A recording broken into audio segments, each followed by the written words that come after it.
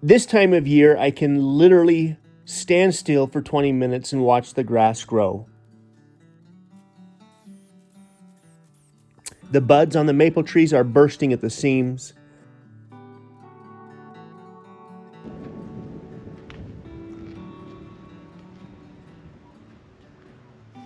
There may not be a better place to observe spring.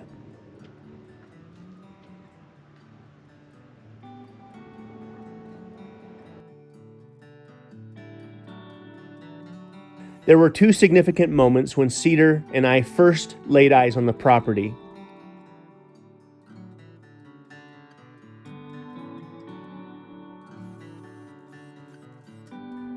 One of them happened in the month of March when there was still quite a bit of snow on the ground. We waited about a month and came back. The snow had melted and spring had arrived, and it was a very dramatic, obvious change.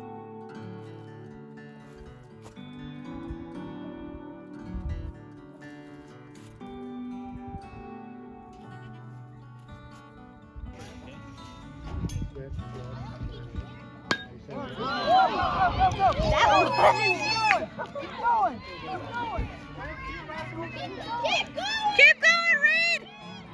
Keep going, hurry! Woo, good job!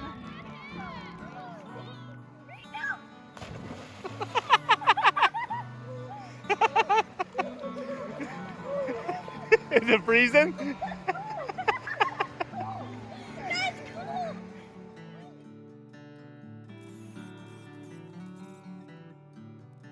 This was all that we needed to see.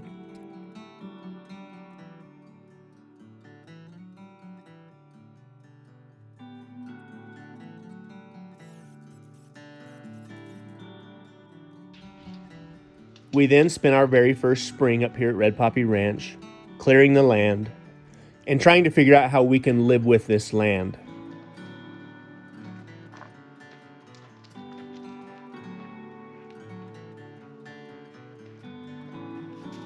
Five years later, we're still doing this, and every spring I'm surprised at the beauty that surrounds us.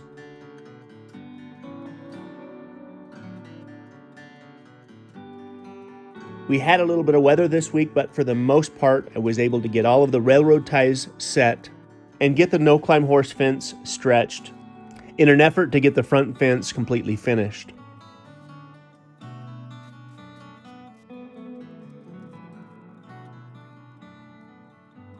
It's hard to know what the month of May will bring, other than warmer temperatures.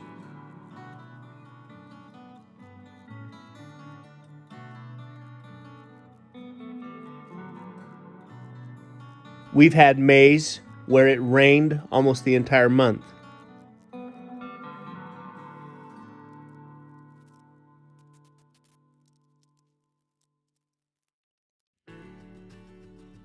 We've also had Mays with snow on the ground, but every day the temperature seems to come up just a little bit. The sun stays up just that much longer, and it's just a fun and exciting time around the ranch.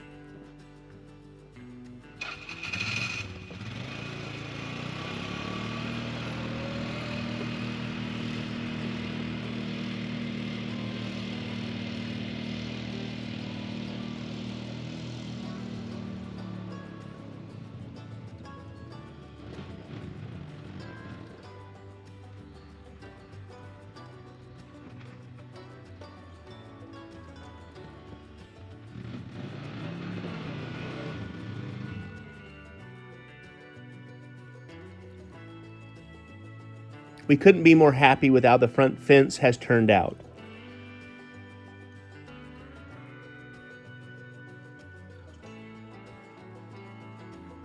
It has the look and the durability that we were after.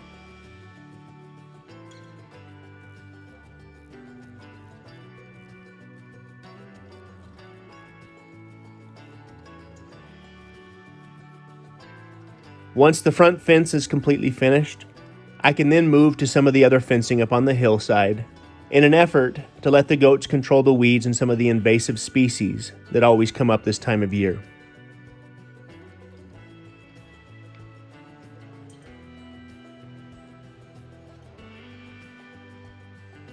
Once we thinned out the maple trees on the property, immediately things began to grow in places where they hadn't grown in a long time.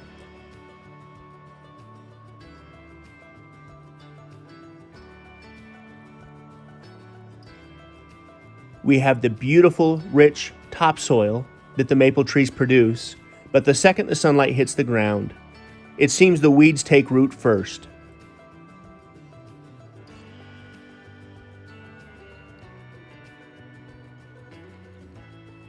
This is now the 4th year since thinning the hillside, and my hope is this summer that if I can control the weeds on the hill with using the goats, that more grass might have a chance to come up.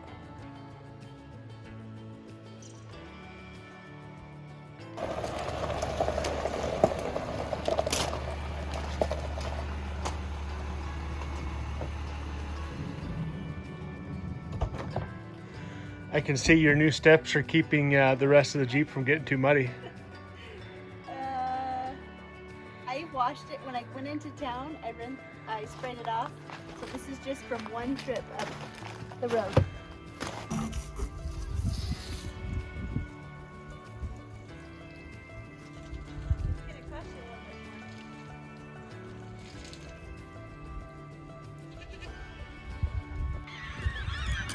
Those are seagulls. Why in the world are there seagulls over here?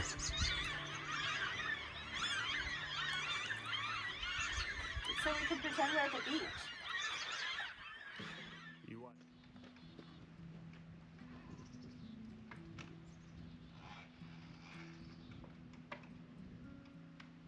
It's an ever-evolving process, identifying what needs to be done, thinking about the things that I would like to do, and wondering if I'm going to get a chance to get to them this year or not.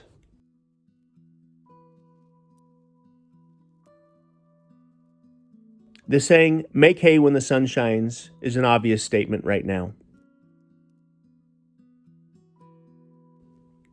When the weather's good, you work outside.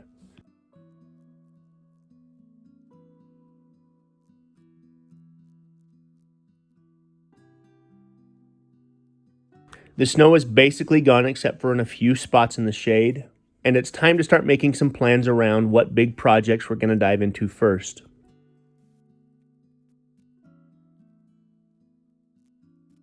We're moments away from our gardening season as well.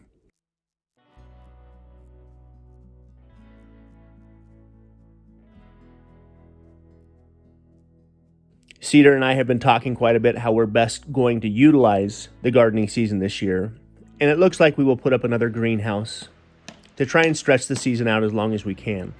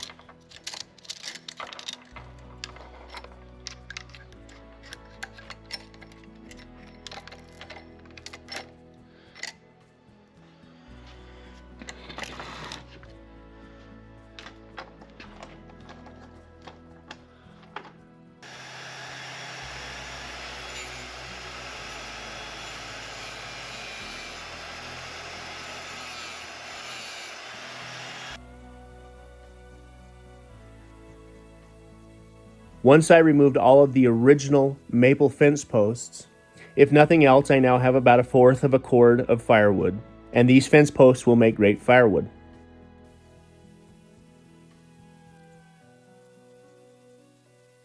It's seasoned, and it just needs to be cut up into usable pieces.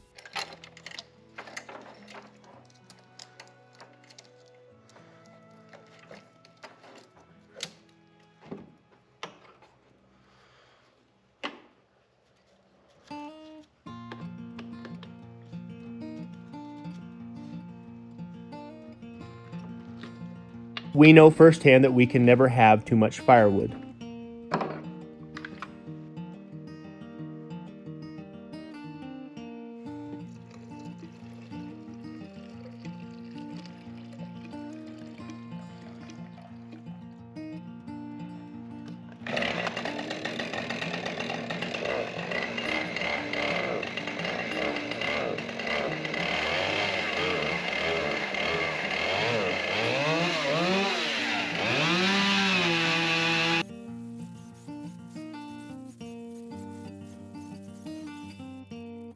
With everything else that we have going on around us, we know we still need to find time to buck up and stack more firewood, so when the time comes, we'll have much more than we need to use.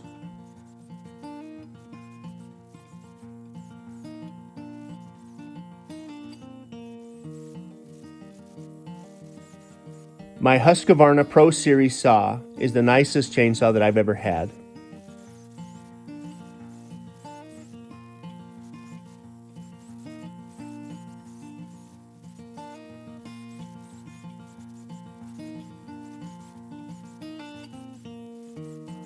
This is about the 3rd or 4th chainsaw that I've gone through since cutting the first tree down here, and this saw is by far the most powerful, yet lightweight, yet durable saw that I've used along the way.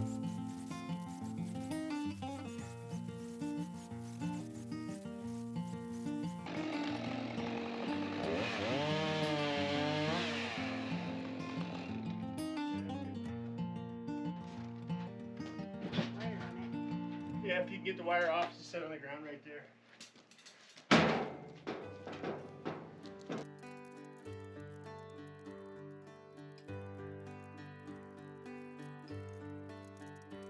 But cutting up these dry, seasoned fence posts is hard on chains.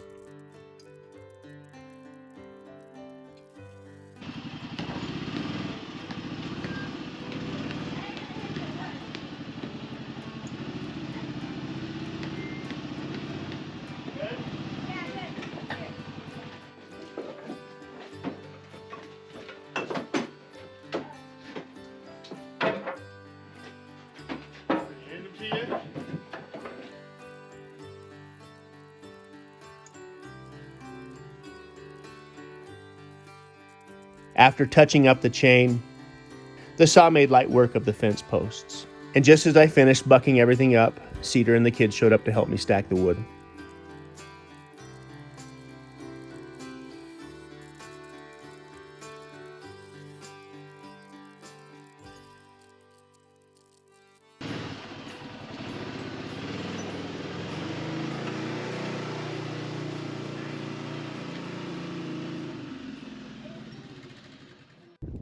So do you want to go next sector?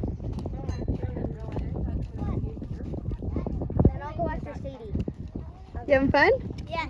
I want to do it again. I'll go after Sadie. No, hey, pull back.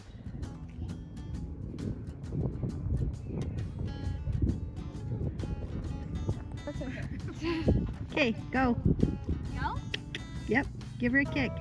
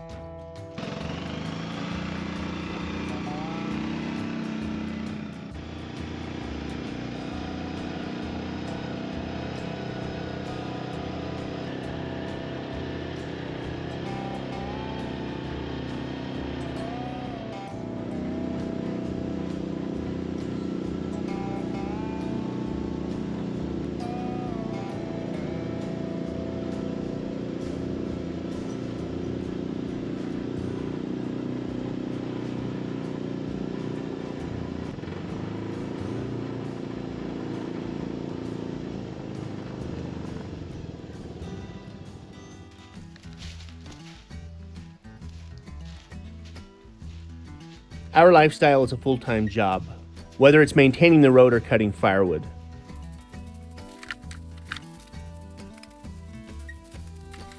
It will be very interesting to watch and see how growing up the way that our kids are growing up will influence the rest of their life.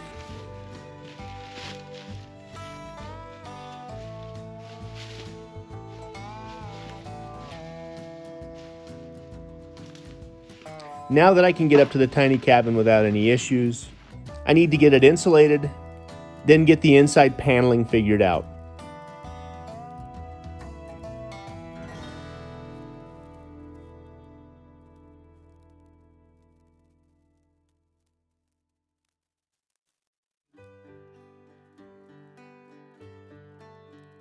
The original plan of doing a tongue and groove pine over the entire inside of the cabin is still an option, but it's not going to be cheap.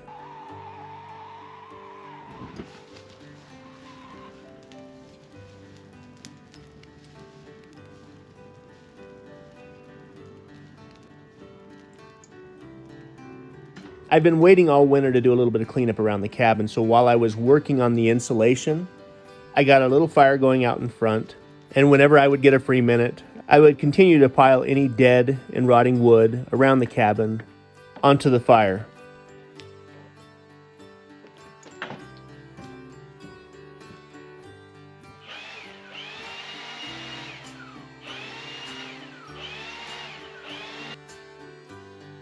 Soon enough, I'm going to have grass 2 feet tall up here, and soon enough, it may not be safe to have a fire like this.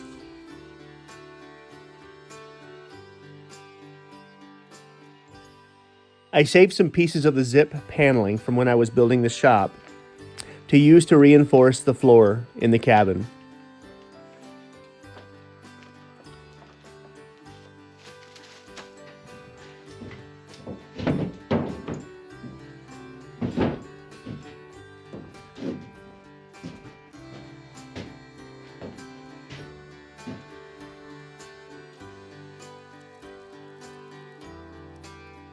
The 7/16 OSB was a little bit too light for flooring.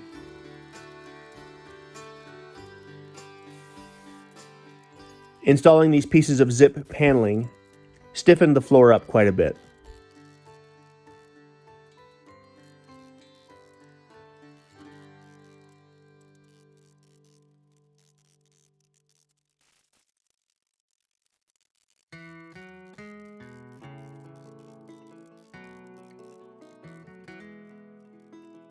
I bought me a brand new Milwaukee framing hammer and broke the handle off in the first 20 minutes.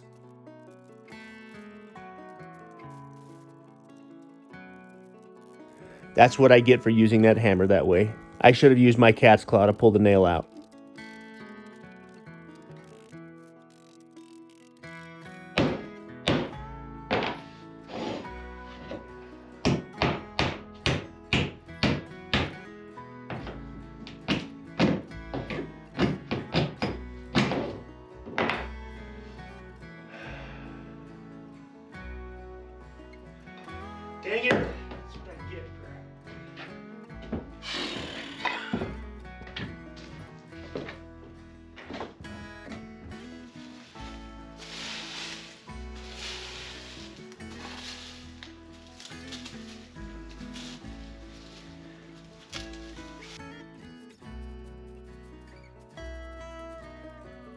Every single time I come up here to the cabin, I almost always jump a few deer.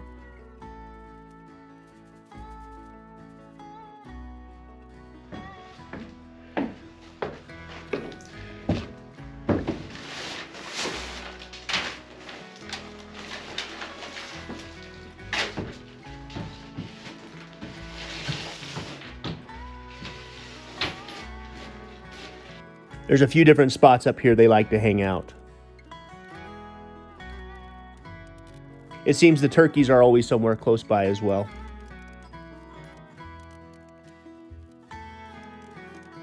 I can't wait to get the walls finished and spend more time up here. There's nothing better than having a little cabin in the woods.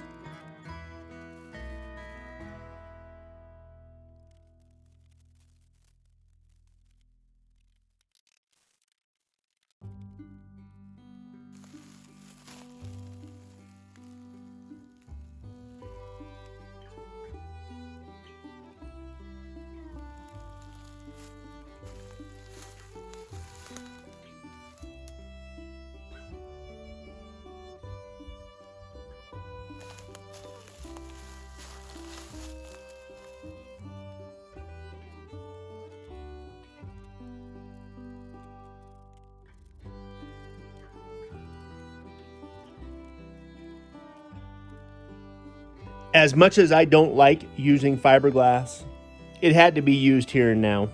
Partly because it was available, partly because it's still somewhat affordable.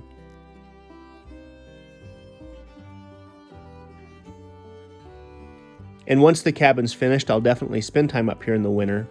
So I need the place to be insulated well enough where it's going to stay warm. But there may be nothing worse than messing around with insulation.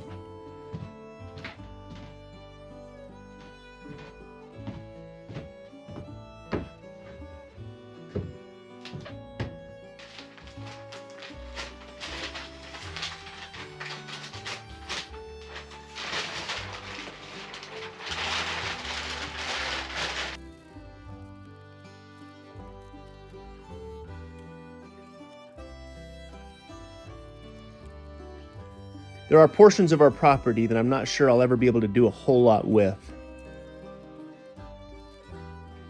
Up here where I have the cabin is one of those places.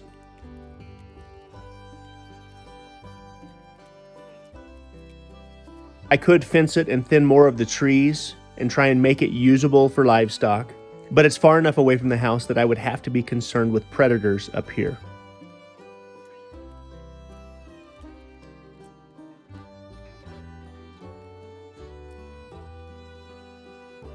So putting a little cabin in the woods will have to be the solution to this chunk of our property.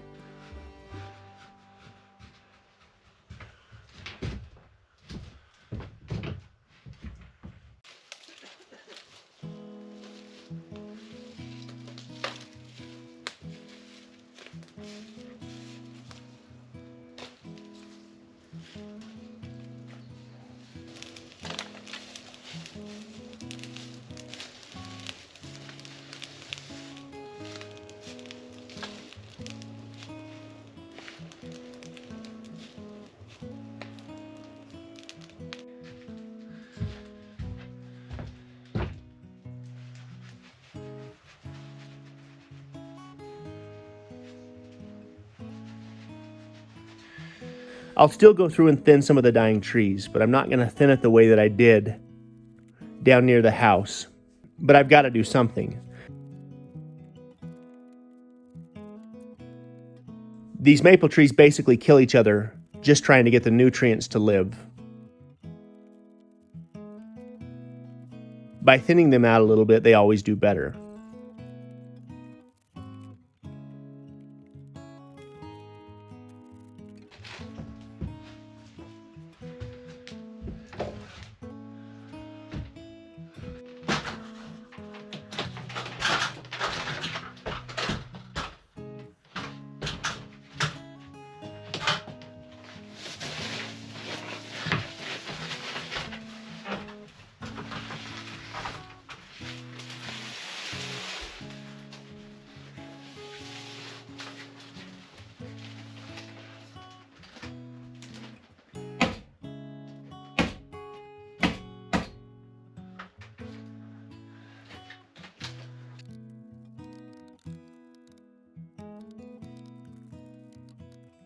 This loft over the top of the cabin is where the sleeping area is going to be.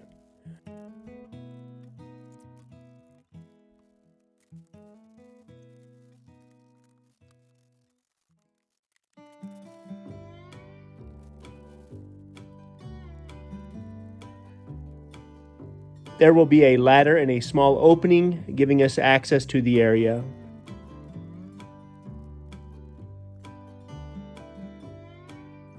By having windows on both ends, not only can I get some fresh air into the little cabin, I should also be able to maintain a comfortable temperature in the cabin.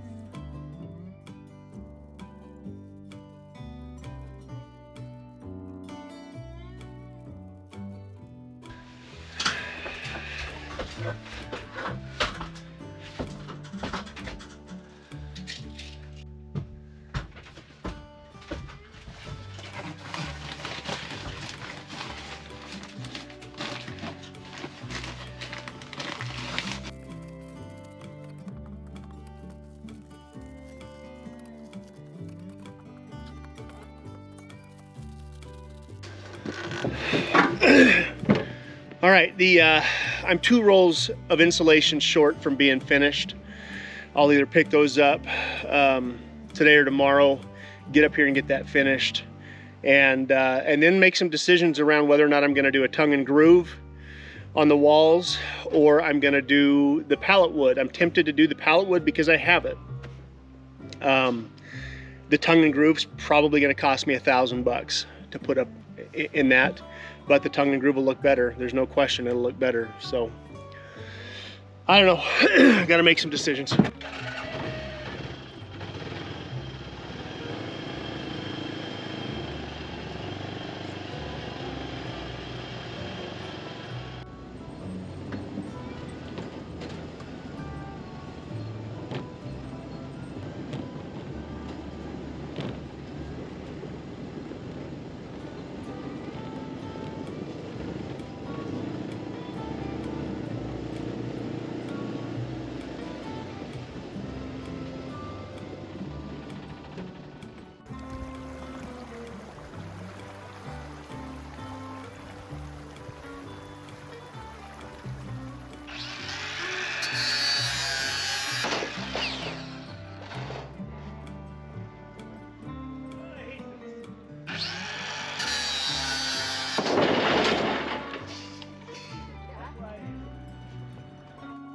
The antique wood-burning stove is sitting down in the shop, waiting to get far enough along on the cabin that I can bring it up here. And that will be the only source of heat for the little cabin, and it should be more than sufficient.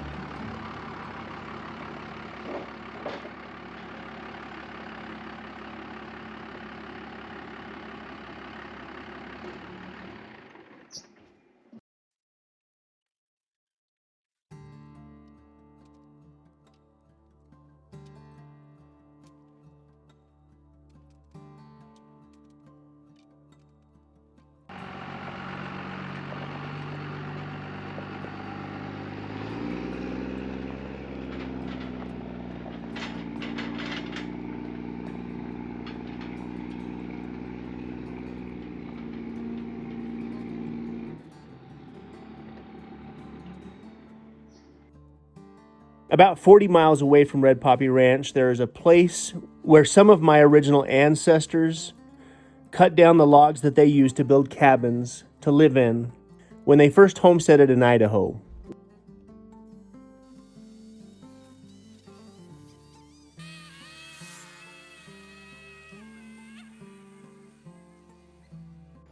In this area where my family originally homesteaded back in the 1800s, there were only a few families willing to make a go of it.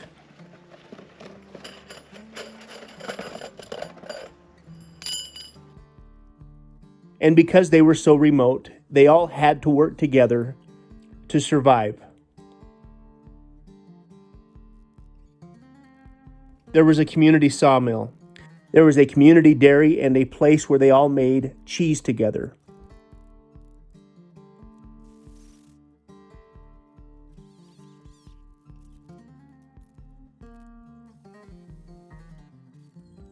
The winters were harsh enough in that valley that they all had to work together just to survive.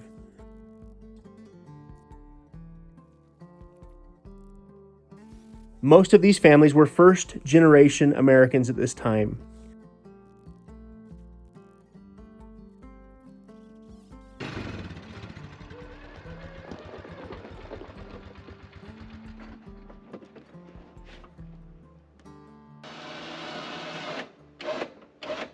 And while much has changed and there's many more families living over there now, there is still a place on public land where I can go and cut down standing dead timber that I can use for projects here at Red Poppy Ranch.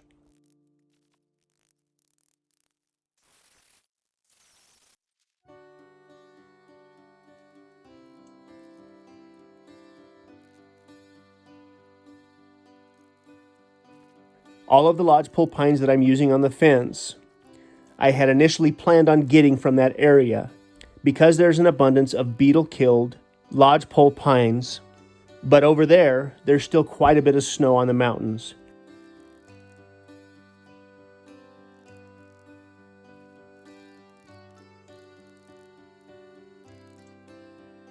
One of the things that I anticipate doing is building a cabin that's very similar to the original homestead cabin that my great-great-grandparents lived in when they were first homesteading our land.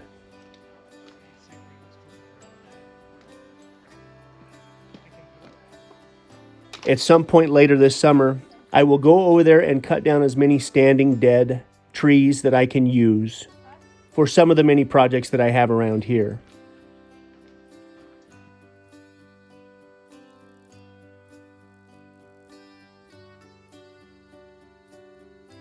I need to make some adjustments to my homemade sawmill so it can be used more consistently.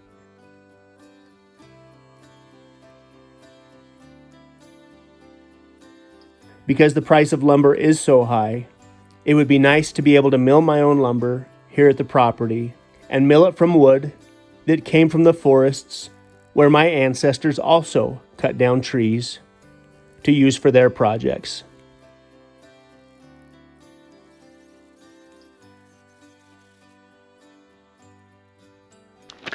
All right, I ran out of spikes. I have enough to finish the front, but it's late. I'm tired. I'm sure Cedar's tired too. Tomorrow I got to go pick up. Nobody has these round twisted spikes that I really like. The twisted spikes don't come out, so tomorrow I'm just going to have to go buy some regular 12-inch spikes to finish the front. And then I got to figure the gates out.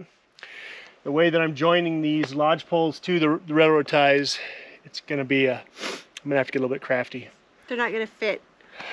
No, I just brought them in, probably 6 inches. Well, we're Anyway. gonna get new gates too eventually, right? Yeah, that's the plan. So- Those gates are pretty lightweight gates. Get but gates that match the other ones. yeah, so anyway, we're just moving forward. The weather's beautiful. I've been sweating all day. Probably 70 degrees. I don't know if it's quite that warm today, but anyway. Once the sun goes down though, it gets a little shady. It's little chilly. Little chilly. Anyway, let's go inside. Okay.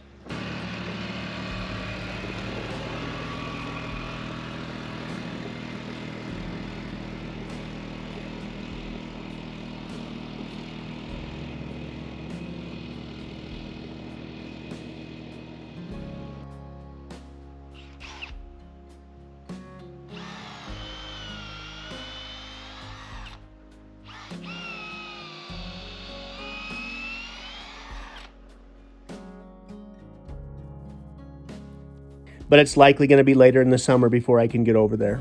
I can't wait to do this.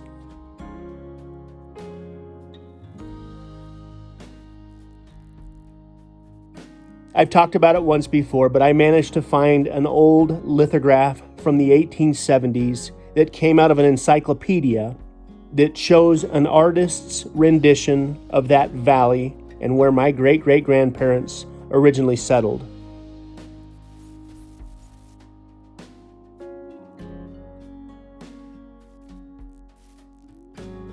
Right in the center of this valley was the dairy. It seemed that those milk cows and that cheese was the lifeblood of that little valley. By preserving that cheese, they would have ample sustenance during the long, hard winters.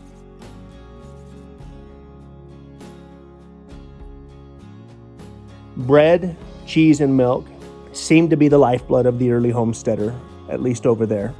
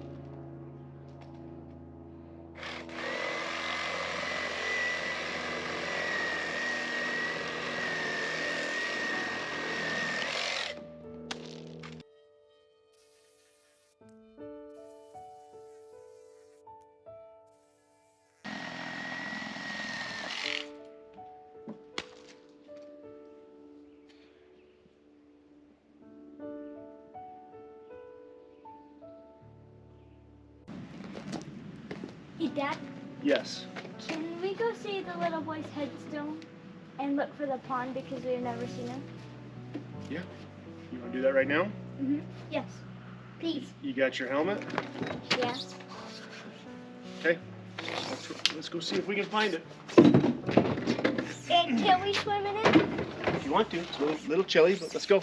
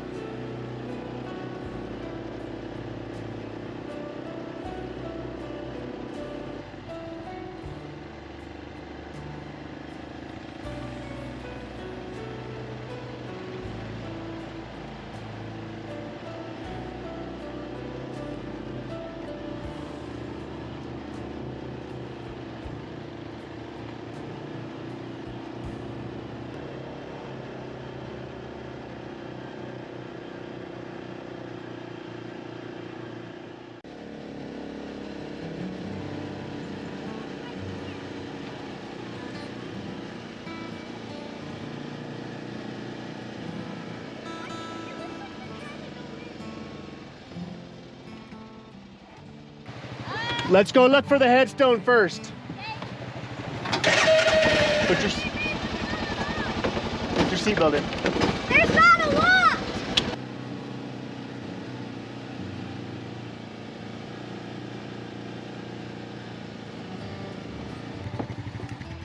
You're getting better and better on that four-wheeler, honey. It's a little bumpy, I know. See my butt going off the seat on something. You did good. You didn't fall off. Okay, we're close by. You know how I know? Because you've been here. I have been here before. But those posts, those wooden posts in the ground, there's one right there. There's some right here. Actually, this right here, that is the remnants of an old corral. There was an old corral right here, and there may have been an old homestead back here.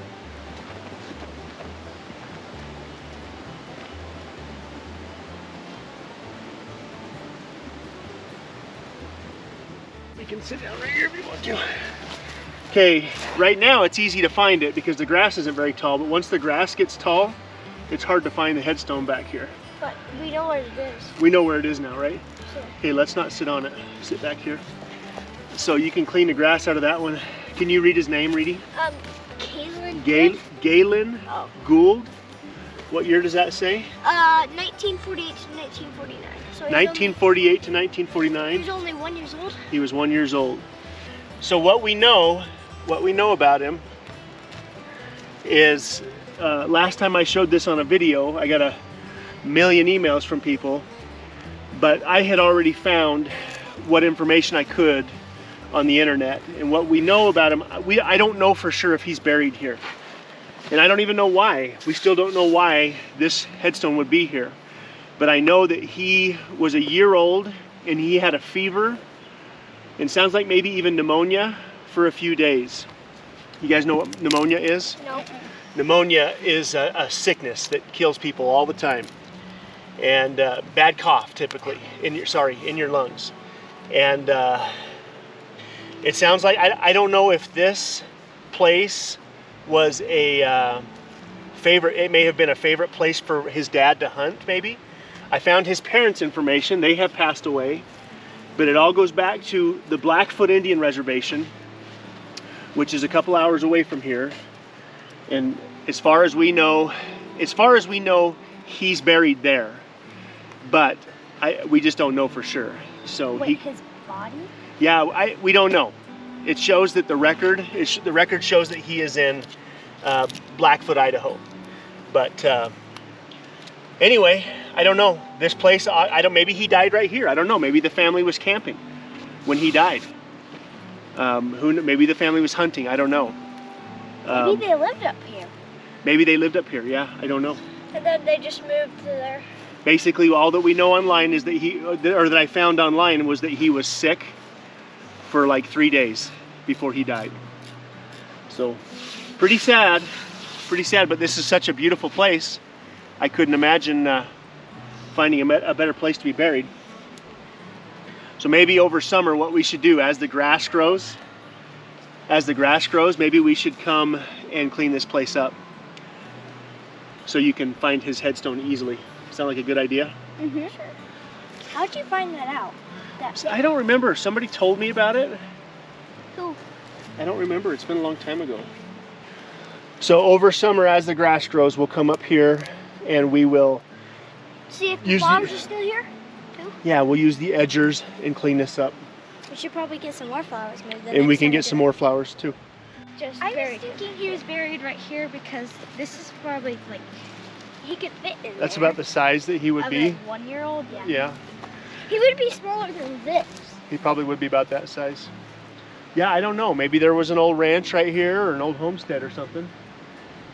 Let's go up there. You want to go up and see if that's where the foundation is up there? You think this is the spot that they had their house? Yeah.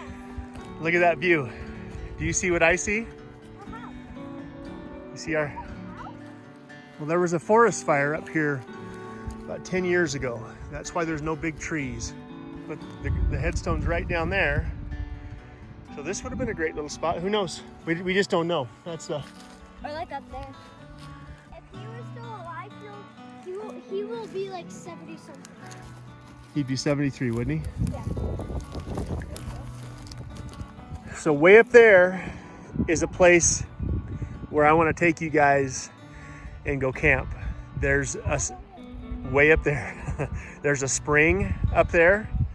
It'd probably take us about an hour ride on the four-wheelers. And there's a spring, huh? Yeah, there's a trail. It's a little bumpy, but there's a spring up there. It is so pretty. Big giant trees. It's all beautiful up here right now, though. Ready?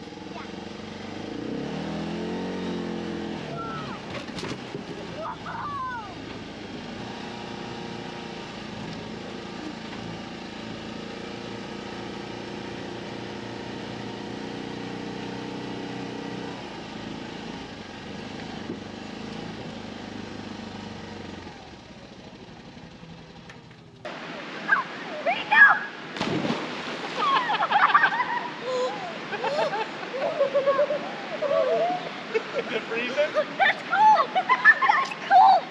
That's cool! Holy cow! Oh, that's cool! Oh, that's deep. It's deep. In the middle. I'm gonna put that one.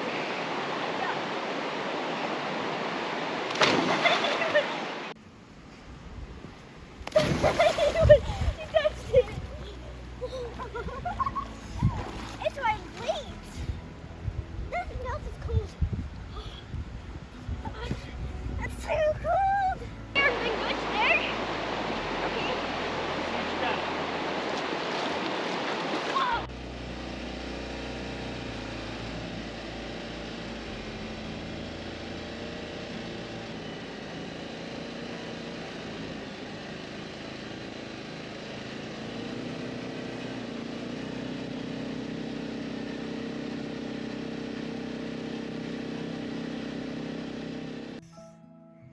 feels so good.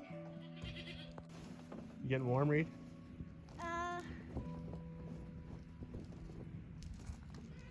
Kinda.